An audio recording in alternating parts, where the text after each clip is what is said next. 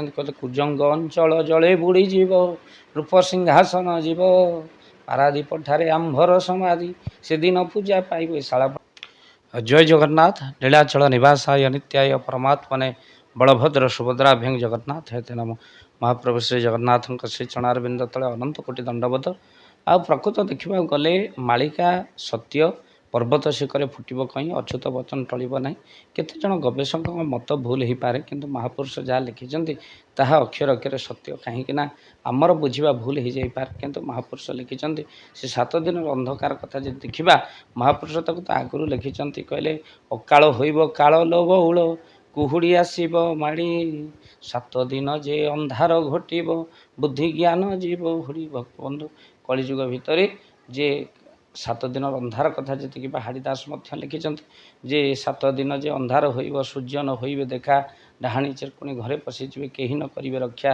ମହାପୁରୁଷ ତାକୁ ଲେଖିଛନ୍ତି। ଆଡ଼େ ଏହି ଘଟଣାକୁ ଯଦି ଦେଖିବା ତାହା ସତ୍ୟ ହୋଇ ଚାଲିଛି। ମୋହକଳ୍ପ ମାଳିକାରେ ମହାପୁରୁଷ ମଧ୍ୟ 7 ଦିନର ଅନ୍ଧକାର କେବେ କେଉଁଠି ହେବ, ଆପଣ ମୋହକଳ୍ପ ମାଳିକା ପଢ଼ନ୍ତୁ, ତା ଦେହରେ ଲେଖା ହେଇଛି।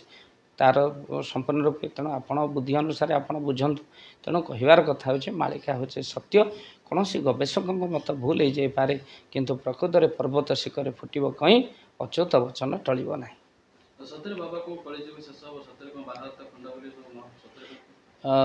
ଆ ଭିତରେ ଦ୍ୱିମତ ନାହିଁ, ମିଛ ବୋଲି ପ୍ରଶ୍ନ ଉଠୁନାହିଁ। କାହିଁକିନା ସତ ହିଁ ମାଳିକା। ତେଣୁ ନିଶ୍ଚିନ୍ତ ଆଗକୁ ଘଟଣା ଘଟିବ।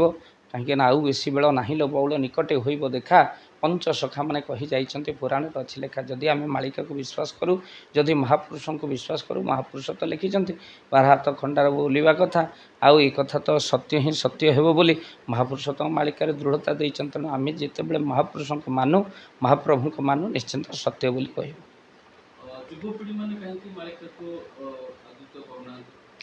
ଦେଖନ୍ତୁ, ବିଷୟା ରସରେ ହୋଇଣ ଅନ୍ଧ, ସାଧୁଙ୍କୁ ଦେଖିଣ ବୋଲିବେ ବନ୍ଧ। ମହାପୁରୁଷ ଲେଖିଥିଲେ କଳିଯୁଗରେ ଯୁବକମାନେ ବିଷୟା ରସରେ ଅନ୍ଧ ହୋଇ ସାଧୁମାନଙ୍କୁ ମଧ୍ୟ ମନ୍ଦ ବୋଲି ବିଚାର କରିବେ। ଆଡ଼େ ବି ଜଣେ ଜଣେ ଗବେଷକ ମତ ଭୁଲ ହୋଇଥିବା ହେତୁ ମାଳିକା ଉପରେ ଲୋକଙ୍କର ବିଶ୍ୱାସ ତୁଟି ଯାଉଛି। ଆମେ ନିଜସ୍ୱ ମତକୁ ମହାପୁରୁଷ ଲେଖିଛନ୍ତି ବୋଲି କହି ଆମେମାନେ କହିବାନି ଏହା ହିଁ ପର୍ଟିକୁଲାର ସତ୍ୟ ବୋଲି। କିନ୍ତୁ କାହିଁକିନା ମହାପୁରୁଷ ଯାହା ଲେଖିଛନ୍ତି ତା ଠାରଗାରର ମାଳିକା ବୁଝିବା ବଡ଼ କଷ୍ଟକର ହୋଇଯାଏ। ତେଣୁ ନିଶ୍ଚିନ୍ତ ଭାବରେ ଆମେମାନେ କହିବା ମହାପୁରୁଷ ଯାହା ଲେଖିଛନ୍ତି ତାହା ସତ୍ୟ, କିନ୍ତୁ ଖଡ଼ିକାର ଖଡ଼ି ବଣା ହେଇଯିବ, ତିଥି ଲଗ୍ନ ନ ମିଳିବ। ତେଣୁ ଯେତେବେଳେ କୌଣସି ଗବେଷଣା ମତ ଭୁଲ ହେଉଛି, ତେଣୁ ଯୁବକମାନେ ଦେଖୁଛନ୍ତି ଯେ ମାଳିକାରେ ଯାହା କୁହାହେଉଛି ତାହା ହେଉନି, ବୋଧହୁଏ ମାଳିକା ଅସତ୍ୟ।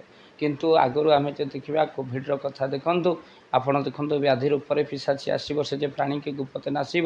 ତ ସହିତ ମଧ୍ୟ ବିଭିନ୍ନ ପ୍ରକାରର ଯେଉଁ 1999 ମସିହା ମହାବାତ୍ୟା ଦେଖନ୍ତୁ, ଫନି ଦେଖନ୍ତୁ, ଆଉ ତ ସହିତ କରୋନାର ମହାମାରୀ ଦେଖନ୍ତୁ, ଇଏ ସବୁ ଲେଖା ହେଇଥିଲା ମାଳିକାରେ। ତାହା ଆମେ ମଧ୍ୟ ଆଗରୁ କହିଥିଲୁ, ଯାହା ସତ୍ୟ ହୋଇଛି। କାନ୍ଧେଇ କାନ୍ଧେଇ ମଡ଼ା, ଫାଟିଯିବ ପୁଣି କାନ୍ଧ ଚମଡ଼ା, ଦେହ ହୋଇଯିବ ସରି ପୀଡ଼ା, ଯାଇଫୁଲ ମାଳିକାର ଲେଖା। ତେଣୁ ପ୍ରକୃତରେ ସେଇଭଳି ସମୟ ମଧ୍ୟ ହେଇଛି କରୋନା ସମୟରେ। ତେଣୁ ମାଳିକା ସତ୍ୟ। ତେଣୁ ଯୁବକମାନେ ମାଳିକା ତ ପଢ଼ୁନାହାନ୍ତି, ତେଣୁ ଯେଉଁମାନେ ପଢ଼ୁଛନ୍ତି ସେମାନେ ଜାଣିଛନ୍ତି ସତ୍ୟ କ'ଣ। ଯେଉଁମାନେ ନ ପଢ଼ୁଛନ୍ତି ସେମାନେ ସୋସିଆଲ ମିଡ଼ିଆରେ ଆସି ବିଭିନ୍ନ ପ୍ରକାର କମେଣ୍ଟ କରୁଛନ୍ତି। ତଥାପି ମାଳିକା ଉପରେ ସେମାନଙ୍କର ମଧ୍ୟ ଶ୍ରଦ୍ଧା ରହିଛି ବୋଲି ସେମାନେ ବିଷୟକୁ ଦେଖୁଛନ୍ତି ଆଉ ଶେଷକୁ କମେଣ୍ଟ କରୁଛନ୍ତି। ଜଣେ ଲୋକ ଯେ ଆମକୁ ଗୋଟେ ଖରାପ କଥା କହୁଛି, ଭୁଲ କମେଣ୍ଟ କରୁଛି, ଯେ ଆମେ ତାପରେ ରାଗିବାର କଥା ନୁହେଁ। କାହିଁକିନା ସେ ସମ୍ପୂର୍ଣ୍ଣ ରୂପେ ଭିଡ଼ିଓକୁ ଦେଖୁଛି, ସେଇଟା ଆମ ପାଇଁ ବଡ଼ କଥା। ମାଳିକା ପ୍ରତି ତାର ଶ୍ରଦ୍ଧା ଅଛି ବୋଲି ସେ ସମ୍ପୂର୍ଣ୍ଣ ଭିଡ଼ିଓକୁ ଦେଖିଛି।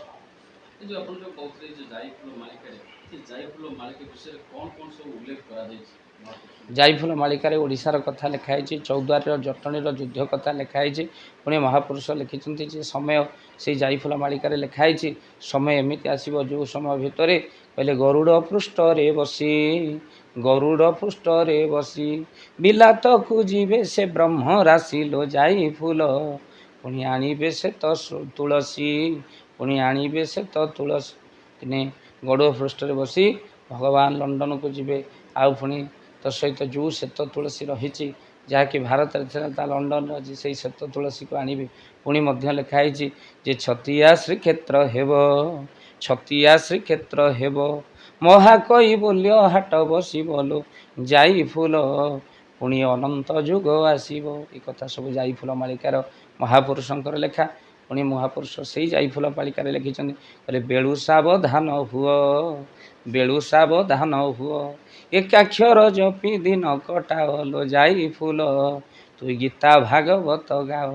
ଯେ ମାଳିକା ଯେ କେବଳ ବାତ୍ୟା ବନ୍ୟା ବିଭୀଷିକା ଆସିବ ଅନ୍ଧାର ହେବ ଏଗୁଡ଼ିକ କଥା ନୁହେଁ। ମାଳିକାରେ ମଧ୍ୟ ବହୁ ସଚେତନ କରାଯାଇଛି।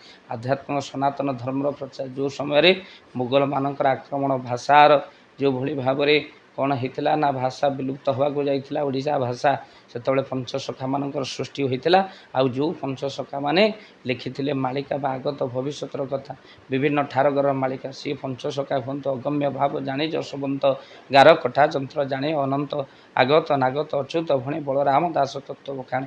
ଏଇ ବ୍ରହ୍ମଜ୍ଞାନ ବୃକ୍ଷର 5ଟି ଶାଖା କହିଲେ ପଞ୍ଚସଖା ଯେ କି ଓଡ଼ିଆ ଭାଷାକୁ ରକ୍ଷା କରିଛନ୍ତି।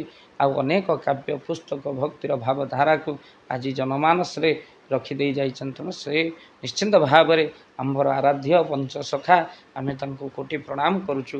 ଆମର ମତ ଭୁଲ ହେଇଯାଇପାରେ, ଆମର ଗବେଷଣା ଭୁଲ ହେଇଯାଇପାରେ, ଆମେ ସେଥିପାଇଁ ହଜାର କ୍ଷମା ପ୍ରାର୍ଥନା କରୁଛୁ ଯେ କୌଣସି ନା କୌଣସି ମତରେ ମହାପୁରୁଷଙ୍କର ମାଳିକାକୁ ପଢ଼ି ଆପଣଙ୍କୁ ବ୍ୟାଖ୍ୟା କରିବା ମଧ୍ୟ ଭୁଲ ହେଇଯାଇପାରେ। କିନ୍ତୁ ମହାପୁରୁଷଙ୍କର ବାକ୍ୟ କେବେ ମିଥ୍ୟା ନୁହେଁ। ଆପଣ ଯେମିତି ବିଶ୍ୱାସ କରୁଛନ୍ତି ମହାପୁରୁଷଙ୍କୁ ଜଗନ୍ନାଥଙ୍କୁ ସେମିତି ବିଶ୍ୱାସ କରନ୍ତୁ। କାହିଁକି ବିଶ୍ୱାସ ମିଳନ୍ତି ହରି ତର୍କେ ବହୁତର। କାହା କଥାକୁ ଯେ ଆମେ ଶୁଣି ମହାପୁରୁଷଙ୍କ ଉପରେ ଆମର ବିଶ୍ୱାସ ତୁଟିଯିବ ତା ନୁହେଁ। ତାଙ୍କର ନିଜସ୍ୱ ମତ ହୋଇପାରେ। ଆମେ ଯେଉଁ କଥା କହୁଛେ ଆମ ନିଜସ୍ୱ ମତ ହେଇପାରେ, ଆମ ଛୋଟ ମୁଣ୍ଡରେ ଛୋଟ ଗବେଷଣା ହେଇପାରେ। କିନ୍ତୁ ମହାପୁରୁଷଙ୍କର ବୁଦ୍ଧି ତ ଏ ଛୋଟ ମୋଟ ଆମ ଭଳି ବୁଦ୍ଧି ନଥିଲା। ଯାହାକି ଆଗତ ଦ୍ରଷ୍ଟା ସେମାନେ ଥିଲେ। ଗୋଟିଏ ପରେ ଗୋଟିଏ ଯାହା ଲେଖିଥିଲେ ଆଜି ତାହା ସତ୍ୟ ହୋଇଛି, ଆଗକୁ ମଧ୍ୟ ସତ୍ୟ ହେବ ବୋଲି ମହାପୁରୁଷ ଲେଖିଛନ୍ତି। ଦେଖନ୍ତୁ ଯେତେବେଳେ ଠାରଗାରର କଥା ଲେଖିବା ଆପଣମାନେ ଦେଖନ୍ତୁ ମହାପୁରୁଷ ଲେଖିଥିଲେ ବଳଦ ସମାନ ମଣିଷ ହୋଇବ ମୁହେଁ ଲଗାଇବ ତୁଣ୍ଡି ଶୃଗାଳ କୁକୁର ମାରି ଖାଇଯିବେ ଚାତକ ପକ୍ଷୀକୁ ଭଣ୍ଡି। ଯେ ବଳଦ ସମାନ ମଣିଷ କ'ଣ ଗୋଟେ ଠାରରେ ଲେଖା ହେଇଛି ବଳଦ ସମାନ ହେବେ ଅର୍ଥାତ୍ ତୁଣ୍ଡି କହିଲେ ମାସ୍କ ଲଗେଇବେ। ଦେଖନ୍ତୁ ମାସ୍କ ଲଗାଉଛନ୍ତି ଲଗେଇଲେ କରୋନା ସମୟରେ। ଆଉ ଶୃଗାଳ କୁକୁର ଯାହାର ଦେଖନ୍ତୁ ସ୍ୱାର୍ଥପର ମନୁଷ୍ୟମାନେ ସେମାନେ ଲୁଟି ଖାଇବାର ବ୍ୟବସ୍ଥା ଦେଶରେ ପଡ଼ିଲେ ବିପତ୍ତି। ଆଉ ଏଇ ସ୍ୱାର୍ଥପର ଲୋକଙ୍କର ବା ଲୁଟି ଖାଇବା ଲୋକଙ୍କର ବଢ଼େ ସମ୍ପତ୍ତି। ଆଉ ସେୟା ହିଁ ମହାପୁରୁଷ ମାଳିକାରେ ଠାରଗାରରେ ଲେଖିଛନ୍ତି। ଅନେକ କଥା ମଧ୍ୟ ଲେଖିଛନ୍ତି ଯାହା ଗୋଟିଏ ପରେ ଗୋଟିଏ ଠାରଗାରରେ ଲେଖା ମଧ୍ୟ ସତ୍ୟ ହୋଇଛି। ଯେମିତି ଦେଖିବା 1999 ମହାବାତ୍ୟା ତାହା ମଧ୍ୟ ଠାରଗାରରେ ଲେଖା ହେଇଥିଲା। ତାହା ମଧ୍ୟ ଯେ ନବ ନବ ଅନ୍ତ 3 ନଅକୁ ଦେଖ। ଆଉ ନିଶ୍ଚିନ୍ତ ଭାବରେ 1999 ମସିହା ମହାବାତ୍ୟା ମଧ୍ୟ ସତ୍ୟ ହୋଇଛି। ଯେଉଁଠି 3 ନଅର ସଂଯୋଗ ବୃହସ୍ପତି ସନ୍ଧ୍ୟାକାଳେ ମହାପୁରୁଷ ଲେଖିଥିଲେ ଗୁରୁବାର ସନ୍ଧ୍ୟାବେଳର ବାତ୍ୟା ଅନୁଷ୍ଠିତ ହୋଇଥିଲା। ଆଉ ଯାହାକି ଧନ ଜୀବନକୁ ନଷ୍ଟ କରିଥିଲା ତାକୁ 600 ବର୍ଷ ତଳେ ମହାପୁରୁଷ ଲେଖିଦେଇ ଯାଇଥିଲେ। ଦେଖନ୍ତୁ ଅଙ୍କ କଥା ଯଦି କହିବା ସମ୍ପୂର୍ଣ୍ଣ ରୂପେ ଆପଣମାନେ ମାଳିକାର ବିଭିନ୍ନ ଗ୍ରନ୍ଥକୁ ଦେଖି ବିଭିନ୍ନ ଅଙ୍କର କଥା ହିସାବର କଥାକୁ ଆପଣଙ୍କୁ ଜାଣିବାକୁ ପଡ଼ିବ। ସେମିତି ଆମେ କହିଦେଲେ ଆପଣମାନେ ବୁଝିପାରିବେନି। ବରଂ ଆମେ ମଧ୍ୟ ଯାହା ଆପଣମାନଙ୍କୁ କହିବୁ ତାହା ଆପଣମାନଙ୍କ ମୁଣ୍ଡରେ ବସିବନି। କାହିଁକି ନା ଇଏ ଅଙ୍କ ଛୋଟିଆ ପାଠ ନୁହେଁ। ସମ୍ପୂର୍ଣ୍ଣ ରୂପେ ମହାପୁରୁଷ ଲେଖିଛନ୍ତି ଯେ ଗୋଟେ ମହାପୁରୁଷ ହେଉଛନ୍ତି ଯାହାକି ତତ୍ତ୍ୱ ବୋଧନୀରେ ମଧ୍ୟ ଅନେକ କଥା ଲେଖିଛନ୍ତି। ଅନେକ ଲେଖିଛନ୍ତି ଯେ ଅଙ୍କର କଥା ସାଲ ମସିହା ଏଗୁଡ଼ିକ ସବୁ କଥା ଅଙ୍କ ଲେଖିଛନ୍ତି। ତାକୁ ନିଶ୍ଚିତ ଭାବରେ ଗୁରୁ କରି ବୁଝିବାକୁ ପଡ଼ିବ। ଗୋଟେ ଦେଖନ୍ତୁ ଆପଣଙ୍କର ଲେଖା ହେଇଛି ଆପଣଙ୍କର କ'ଣ ନା ମହାପୁରୁଷ ଲେଖିଛନ୍ତି ସାଲ ରେବ ବିଂଶ ଅଙ୍କ ଏଗୁଡ଼ିକ ସବୁ ଲେଖିଛନ୍ତି ଯେ ଆପଣମାନେ ବୁଝିବା ବଡ଼ କଷ୍ଟକର ହୋଇଯାଏ। ତେଣୁ ତାକୁ ଗୁରୁ କରି ଆପଣ ଜାଣିବା ଦରକାର। ପୀଠ ସହିତ ମଧ୍ୟ ଆପଣମାନେ କନେକ୍ସନ୍ ରଖନ୍ତୁ। ଯେଉଁଭଳି ଭାବରେ ଯଶବନ୍ତ ପୀଠ ମହନ୍ତ ହୁଅନ୍ତୁ ଅଚ୍ୟୁତଙ୍କ ପୀଠର ମହନ୍ତ ହୁଅନ୍ତୁ ତାଙ୍କଠାରୁ ଆପଣମାନେ ସେଇ ଅଙ୍କର ମସିହାର କଥା ଯେଉଁମାନେ ମାଳିକା ରିସର୍ଚ୍ଚ କରୁଛନ୍ତି ନିଶ୍ଚିନ୍ତ ଭାବରେ ତାଙ୍କଠାରୁ ମଧ୍ୟ ବୁଝିବାର ଆବଶ୍ୟକ ଯେ ଆମେ ସର୍ବଜ୍ଞାନୀ ବୋଲି ବିଚାର କରିବା କଥା ନୁହେଁ।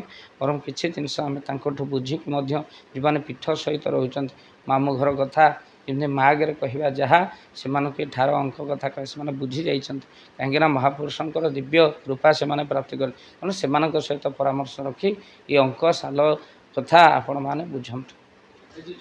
ଅନେକ ଜିଲ୍ଲା ବିଷୟରେ ମହାପୁରୁଷ ମାଳିକାରେ ଲେଖିଛନ୍ତି। ଏ ଜିଲ୍ଲାରେ ପାରାଦୀପ ହେଉ ଖୋର୍ଦ୍ଧା ହେଉ ଯେମିତି ଆପଣ କହୁଥିଲେ ପୁରୀ ଜିଲ୍ଲା ହେଉ ପ୍ରକୃତିରେ ଏ ଶାରଳା ମଣ୍ଡଳରେ କ'ଣ କ'ଣ ସବୁ ମହାପୁରୁଷ ଲେଖିଛନ୍ତି। ଦେଖନ୍ତୁ ମହାପୁରୁଷ ଶାଳା ମଣ୍ଡଳ କଥା ଦେଖିବା। ଏ ଶାଳା ମଣ୍ଡଳ ମହାପୁରୁଷ ଲେଖିଛନ୍ତି ଶିବକଳ୍ପ ନିର୍ଘଣ୍ଟ ମାଳିକାରେ ଯେ ଲେଖିଛନ୍ତି କହିଲେ କୁଜଙ୍ଗ ଅଞ୍ଚଳ ଜଳେ ବୁଡ଼ିଯିବ ରୂପ ସିଂହାସନ ଯିବ ପାରାଦୀପ ଠାରେ ଆମ୍ଭର ସମାଧି ସେଦିନ ପୂଜା ପାଇବ। ଏ ଶାଳା ମଣ୍ଡଳ କଥା କୁଜଙ୍ଗ ଅଞ୍ଚଳ ଆପଣ ଦେଖନ୍ତୁ ଶାଳା ମଣ୍ଡଳ ତେଣୁ ସେ ଶାଳମଣ୍ଡଳ କୁଜଙ୍ଗ ଅଞ୍ଚଳରେ ବୁଡ଼ିଯିବ। ନୃପସିଂହାସନରେ ଶାଳମଣ୍ଡଳ କଥା ଲେଖିଛନ୍ତି।